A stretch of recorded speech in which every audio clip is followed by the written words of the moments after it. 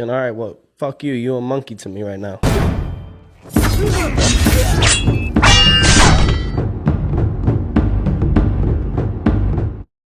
Teofimo Lopez, the race baiter. Teofimo Lopez, the race baiter.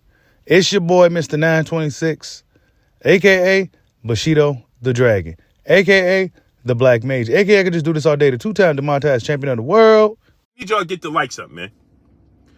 Check it out, man. Teofimo Lopez, as we know, is now out of the fight with Subriel Matias. He essentially ducked Subriel Matias, and now he has another battle with Top Rank. Now, Teofimo Lopez may be in this battle with Top Rank for like 2 years or something, right? It could be a long time to where Teofimo Lopez might be on the shelf. And this is what he gets, all right? This is what Teofimo Lopez gets, you know. Top Rank, all they want to do is have him fight Subriel Matias. And I guess according to Teofimo Lopez, and this is common knowledge amongst hardcore boxing fans, but Top Rank got these crazy contracts to where if you win a fight, a title fight or something like that, they can have you for X amount of more fights. So Teofimo Lopez wants to get out of his contract with Top Rank, blah, blah, blah. But Teofimo Lopez has been race baiting. And Ness from the Boxing Voice asked him about this.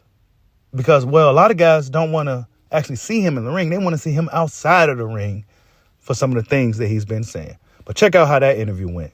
Glad you jumped on because the only issue, because I don't like that you taking that right. Tell me what's the only issue? Because these guys, there's always an issue. Yeah, because these guys, they want to fight you outside the ring because they feel offended by what you're saying. I'm trying to give you the benefit of the doubt that you saying what you're saying to get a fight. But look, Crawford wants to fight you outside the ring. Like, you're offending people. So, I don't know. What the heck? What do you mean, though, you don't know? Yo, one thing I'm an old soul. Maybe that's what it is. And I'm over here talking to young new souls out here. And it's like, I grew up in the times where race baiting or whatever was a natural thing in the 80s, 90s, early 2000s, let alone even sometimes in the 10s. And it's not incriminating no gender or culture. It is just facing the fighter. Listen, if you got a problem with me like that, instead of fighting me outside the ring, say, you know what? All right, we're going to lay some gloves and I'm going to let the world see me whoop that ass. Like, that's how I was back then. And I thought, and I'm thinking to myself, maybe it's still like that. But it's starting to look like a lot of men and a lot of boxers really just depending on their resource and their collateral, and it's crazy. Now, salute to Ness from the Boxing Voice for the interview. But Teofimo Lopez, man, say he's an old soul. Old soul. Bro, you wasn't born in the 80s. You wasn't born in the 70s. You didn't experience the 90s or anything of the such. If anything, you was born in 1998, 1999, the early 2000s, bro. You didn't experience anything of the sort. And then back in those days, you would have got hit in your mouth on the spot for saying some of the things you're saying now. But Teofimo Lopez has some interesting things to say about Devin Haney. Now, I think this tweet has since been deleted because Teofimo Lopez went under a lot of fire. But Boxing Ego, right? I guess screenshotted it or whatever case it be. I tried to find it myself, couldn't find it. But it says this from Teofimo Lopez's social media on X. It says, at Devin Haney, you are not even black. You light skinned. Shut that ish up. Also, shout out to all my 4s and 5s and to my B's and to my C's. Got nothing but major love and respect. I don't really know what Teofimo Lopez be talking about, honestly. But he said Devin's not even black. Then what is he, bro? You light skinned. Okay, so this guy, he getting out of line.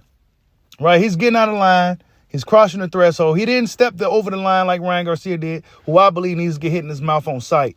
But Teofimo Lopez, he's crossing the line. What you mean he's not black, bro? You know what I'm saying? Just because he's a lighter skin. He's not even the lightest skinned black guy.